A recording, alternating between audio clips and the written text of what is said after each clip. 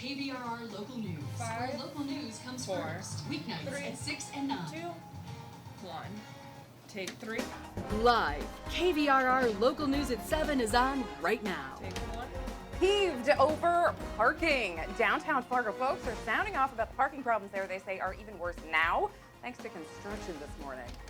And all dried up what Minnesota's massive drought cycle is doing to its farmers' fortunes this morning. Then, could South Dakota's governor run on Trump's ticket? I'll look at her endorsement expected today and how the race against Biden is shaping up. Then, that's the ticket, or rather, no ticket at all for this speeder, but the deputy gave him instead in a story that's sure to inspire you.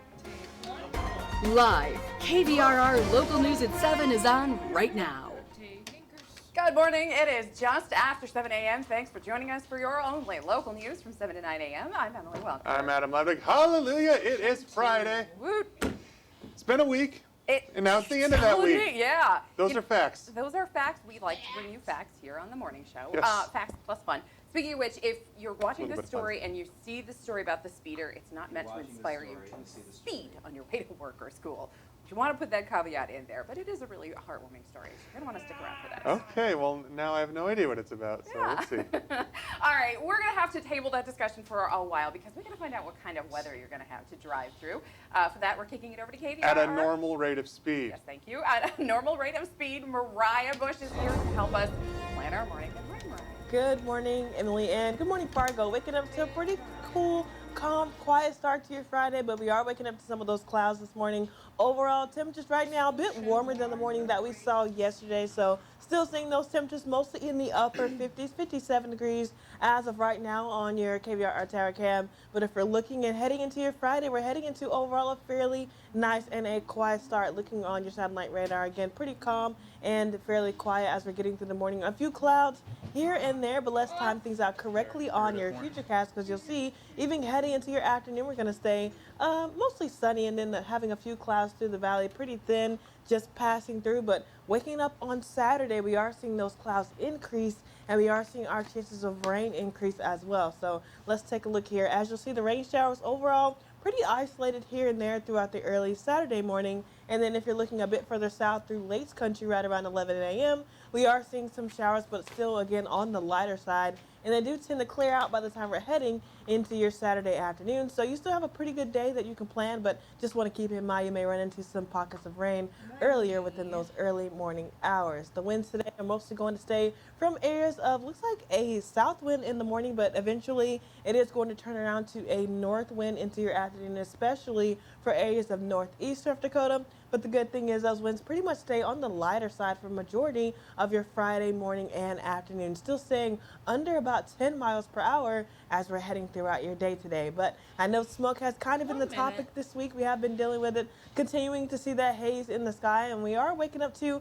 still seeing a bit of that haze, but overall things are gradually improving. We did see some of those higher concentrations at the beginning of your week, but even taking a look now, if you remember this map, it was a lot of oranges, even some darker oranges and reds. But as of right now, mostly seeing some lighter blues, some greens, but much of that is staying west of the valley and into portions further south into Sioux Falls as we're heading through your Friday. But again, things will gradually continue to improve as we're heading throughout the day. So here is a look into Dilworth this morning. Traffic is up and moving, and we're off to a pretty good start to your Friday. Of course, always give yourself some time to get to where you need to be this morning, but we're heading into overall a pretty good early morning commute.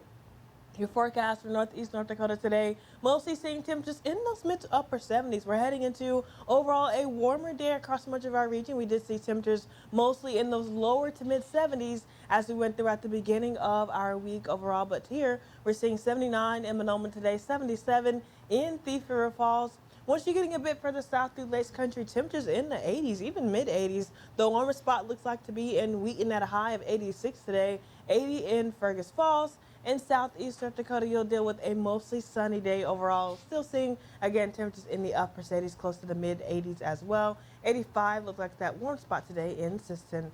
On your KVRR Weather Authority 7-day forecast, heading throughout the rest of your weekend, you are, going to wake up to some of those early morning showers on Saturday with a high of 70. It looks like things kind of mellow out and stay pretty seasonable heading through Sunday, Monday, even carrying over into Tuesday, but temperatures remaining in those lower 70s to go through the middle of your week. Thanks so much, Mariah. New this morning, a man is expected to appear in court after he was arrested following a shooting incident in Frazee, Minnesota. Officers responding around 11:30 Wednesday night on a report of gunshots on Lake Street. And after their initial investigation, authorities determined the suspect might have been at a hotel in Perham, Minnesota.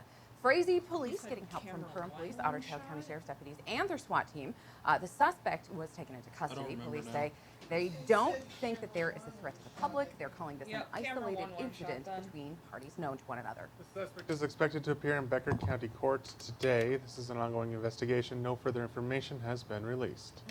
And officers have 4 people under arrest in an ongoing narcotics investigation in Fargo. Fargo Police Department and Cass County Drug Task Force executing a knock and announce search warrant. Happened at a house in the 1400 block of 4th Avenue South around 9 Thursday morning. 64-year-old Lori Eveland of Fargo is under arrest for possession of a controlled substance, drug paraphernalia, and a warrant. 38-year-old Wesley Thompson of Detroit Lakes had 3 warrants. He's accused of providing false information to law enforcement and possession of stolen property. And 29-year-old Coral Murphy, who's got no permanent address, and 44-year-old Allison Young of Fargo were both wanted on a warrant. Take one. $13,000 worth of M30 fentanyl pills are off the streets this morning after a drug search warrant in Moorhead leads to 2 arrests.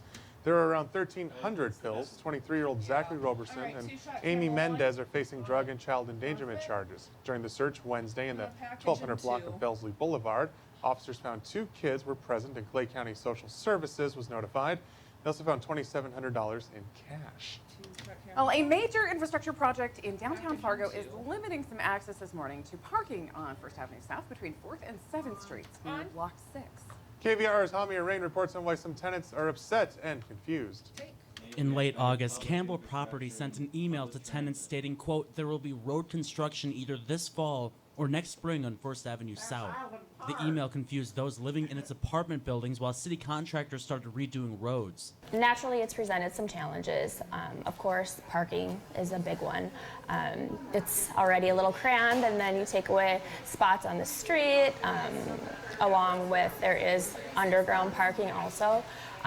So it has been a little bit frustrating. We've had to close one day due to water. One lane is open for people to access the garage, but some are saying it's not enough space with a lot of construction nearby. In the back, it's kind of goes as a first come, first serve with everyone in this building. So sometimes there is, days where unfortunately we can't park back there. I have about 17 employees. So you can imagine having everyone here, and then of course their clients in here can quickly add up to a lot more cars. Just in one business on this block. City engineers say they reached out to Campbell 2 weeks ago, saying it's on the property manager to let tenants know of the project because of city policy. Campbell says the city had promised them temporary parking spots. A spokesperson for the property manager says they had no notice on the roads and was planning to push back against the city. Campbell Properties says the contractor will close the rest of 1st Avenue South from 7th Street to Broadway on Monday morning. That will last about 25 days. The biggest thing is communication, making people aware, transparency, because it's a lot easier to understand and, do your best to work together through it as long as you're made aware of what's going on instead of feeling kind of blindsided with it all. Hami Rain, KVRR Local News. City engineers say they apologize for the inconvenience. They are aware how impactful the project is for the public. Well, coming up, these folks are all dried up. Farmers' fortunes withering along with their crops in a 3-year Minnesota drought. We've got that story when we return. Then his story about praying over his players made headlines. So why is the praying coach walking off the field for good? We'll find out later in the show. Camera 2. Here. And we are waking up to a pretty nice start to your Friday. I'll keep you up to date right here in about 1 minute.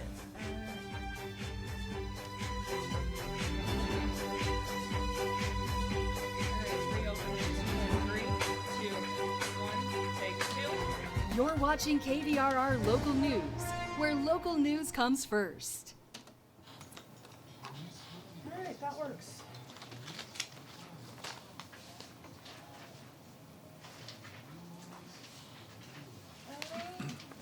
Emily, once you put markets in. 5, 4, 3, 2,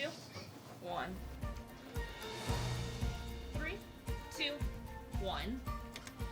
Good morning, Devils Lake. It is currently 7:10, and we are waking up to overall a pretty nice start to the morning. Fairly calm. We are seeing some clouds throughout the Devils Lake Basin this morning, but we are going to eventually get into a more of a sunny afternoon after we break away from some of those clouds. But let's talk about your 24-hour temperature change. We are waking up to a warmer start to your morning. Yesterday morning, we saw temperatures mostly in about the 40s, mid to upper 40s, but this morning we're seeing, again, warmer temperatures in the 50s even. 13 degrees warmer this morning in Fargo, 6 degrees warmer in Grand Forks, and about 11 through the Detroit Lake. So that does mean we are going to head in pretty much a warmer afternoon as well. So your out the door forecast, and make sure you have everything you need because we are going to be heading into a mostly sunny day, but temperatures will mostly be in about the upper 70s, lower 80s as we're getting through portions of our region today. So again, if you're missing some of that warmer air, it is here as you're heading out the door to start your Friday. But here is a look at your Weather Authority 7-day forecast this morning. We are heading into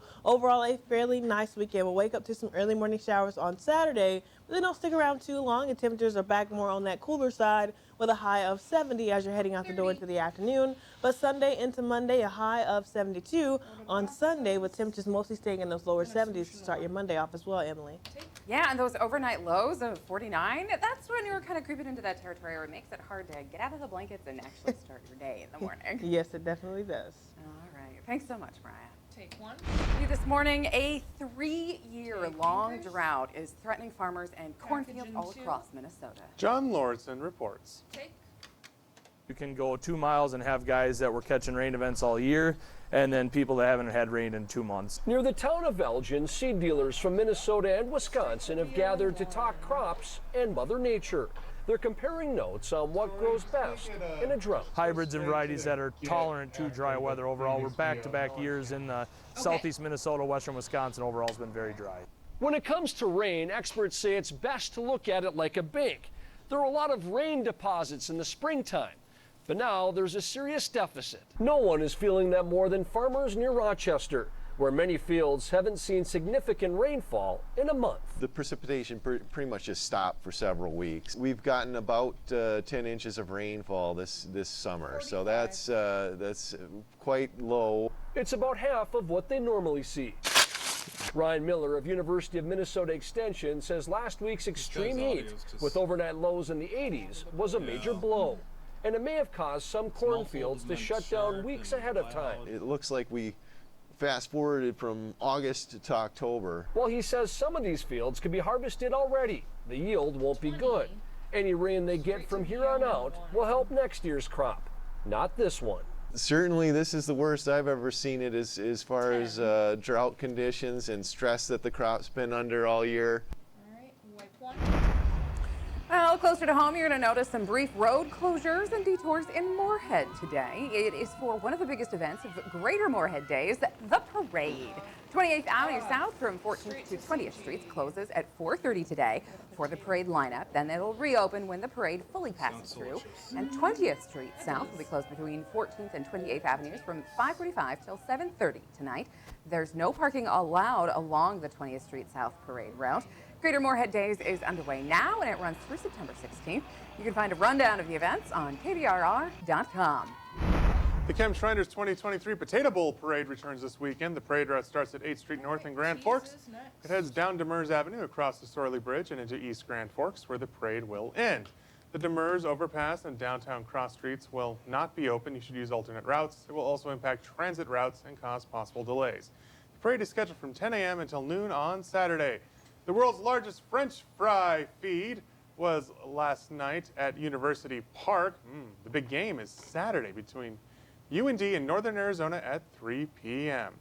I met Ronald McDonald at the Potato Bowl Parade once. That's very appropriate. Yes. Yes. Yes. What was he doing? Stealing recipe ideas? No. Well, McDonald's gets a lot of their fries from Simplot up in Grand yeah. Forks, so they're showing some support to his friends, I guess. I like it. All right, coming up, we could be on the cusp of another financial calamity this morning. And another one. United Auto Workers are set to strike in business. 3, 2, 1. Solve. Go to break.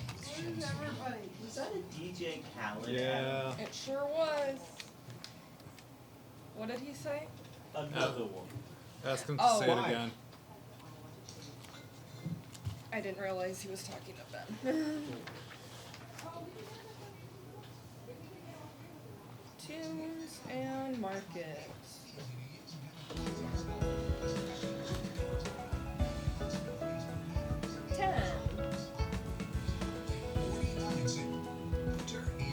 Five, four, three, two, one.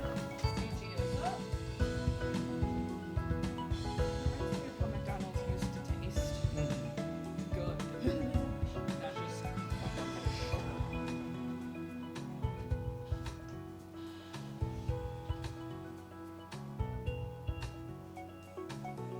three, two, one. Okay, here's a story that really surprised me this morning. Turns out having work on the brain is actually less common than you might think right here in the U.S. Fox Business Network's David Asman has that story and more on this Fox Means Business. Take one. New research from the UK about different attitudes from around the world about work shows 80% of Americans say work is a very or rather important part of their life. But there's a flip side to the story. 20 out of the 24 countries surveyed have a higher percentage of people who think this. It's also worth noting the percentage of Americans who think work is important is around 10% lower than it was in the year 2000. PNC says small and mid-sized business optimism just hit a 21-year high. 77% of owners tell the company they have a positive outlook for sales, profits, and demand over the next 6 months. Meanwhile, Tesla says it's going to be installing 20,000 electric vehicle charging stations at 2,000 Hilton hotels here in the U.S. and in North America. Besides Tesla's drivers will be able to charge other EV models as well. Installations expected to start next year. That's business. I'm David Asman. Well, in the meantime, the U.S. economy is speeding toward a potential financial crisis. The United Auto Workers Union is threatening to go on strike next week if their demands are not met. And right now there is little optimism coming from either the automakers or the UAW, and some analysts are expecting a work stoppage. John Loritz reports. The Union of Auto Workers isn't slamming the brakes on the idea of striking. We are the union. I'm guessing she skims. And those union workers have a mighty list of demands, including a 40% raise over the length of a 4-year contract, the ending of a 2-tier wage system for some workers, and a 32-hour work week at full pay. In 2009, we took concessions, and the companies has made billions, and they haven't given anything back. General Motors made a counteroffer Thursday that features a 10% pay hike. We want this offer and the dialogue that follows with our UAW bargaining committee to send a clear signal that the goal remains the same, an agreement that moves us all forward. And while GM President Mark Royce believes a deal can be reached, I'm confident that we have what it takes to win and win together. And that's why we need a fair contract. UAW President Shawn Fain issued a statement that said GM's counteroffer was, quote, an insulting proposal that doesn't come close to an equitable agreement. If the roughly 145,000 workers with GM, Ford, and Stellantis go on a 10-day strike, the U.S. economy could lose at least $5 billion, according to Anderson Economic Counseling. I'm John Lawrence reporting. Well, this current deal between the union and the big three automakers ends at 11 p.m. Eastern, September 14th. And if the two sides don't work out a deal by then, the strike could start right away the following day.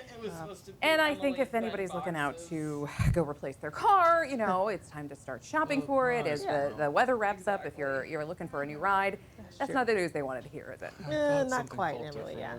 Okay, so in the meantime, though, we've got at least good weather for a drive, right? Yeah, we're waking up to a pretty nice start to your Friday. Overall, seeing a bit of clouds here on the KVRR Tower Cam, but we are going to clear out to a fairly nice day, a mostly sunny day, even a bit warmer than some of the days that we have been having as we went throughout the beginning and middle of our week. But here's a look at I-94 west of Fargo this morning. Overall, things are pretty much on the smoother part. We don't have too much to complain about as we're heading throughout the the beginning of your day. A few clouds on the I-94 of the Red River Bridge. You'll continue to see them passing through as we head throughout the later portion of our day. I-29 south of Fargo, overall a bit traffic here. Looks like maybe there's even a school bus right there for all the kiddos heading out to school. Hopefully everyone makes it safe to where they need to be. But we are heading into a pretty good early morning commute for your Friday, Emily. Yes, it does look nice. That's the way to head into the weekend for sure, right? It is. Thanks so much, Mariah. Well, coming up, we may have a GOP frontrunner from right here in our region. Yes, that's some poll watchers think Trump may tap Kristi Noem to be on the ticket with him. We're going to take a look at that, plus how they might stack up against the president. That's in 8 minutes.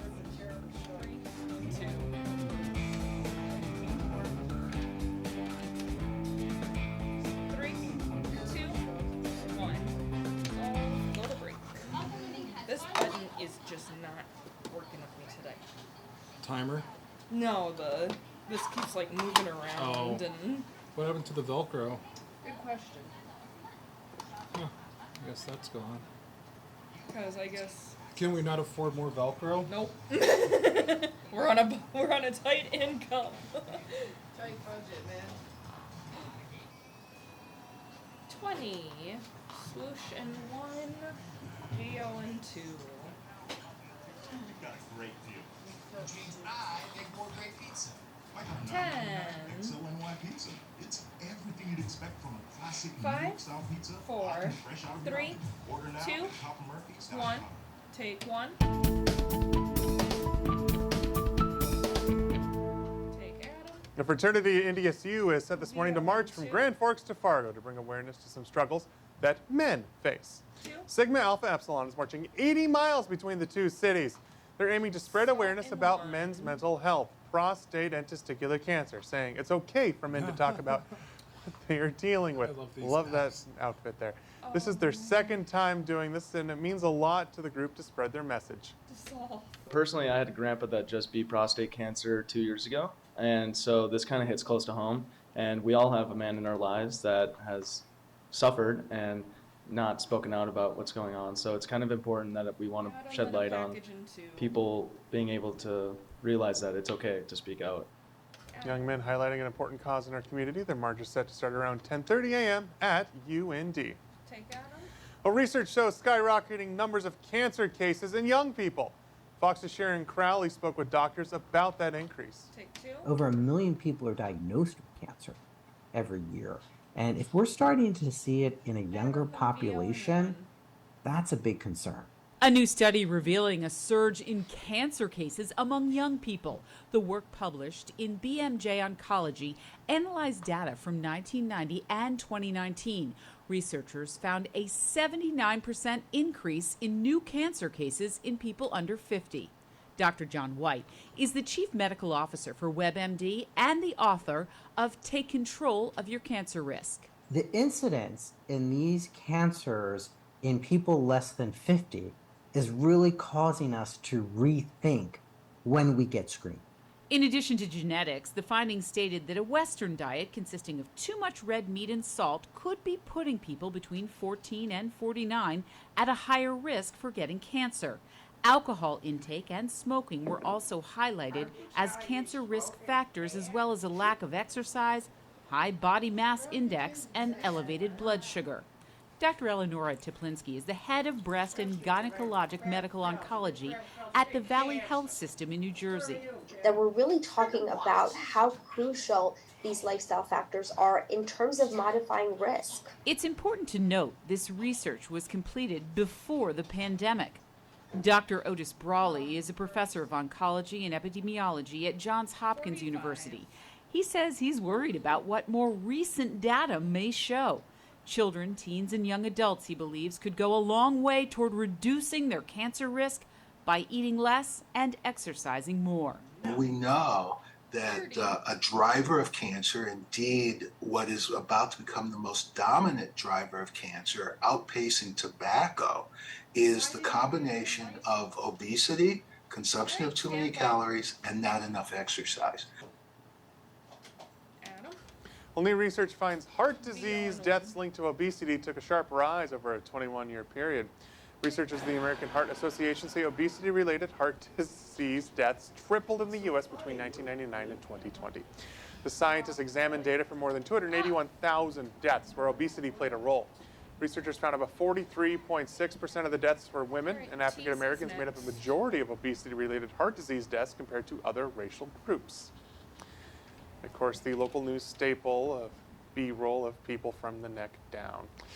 If you're heading out the door, here's your fast forecast. It's a good day to go get some exercise. Apparently that's important according to what we've been telling you this morning. We're back in 2 minutes.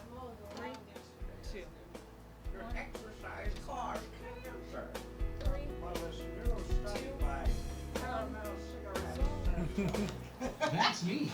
Caramel cigarettes? I Yeah. have all the news to hear. Whatever. The leading It goes up down like a close good. and in your face. And then I made my best move to Hearing Solutions in Fargo.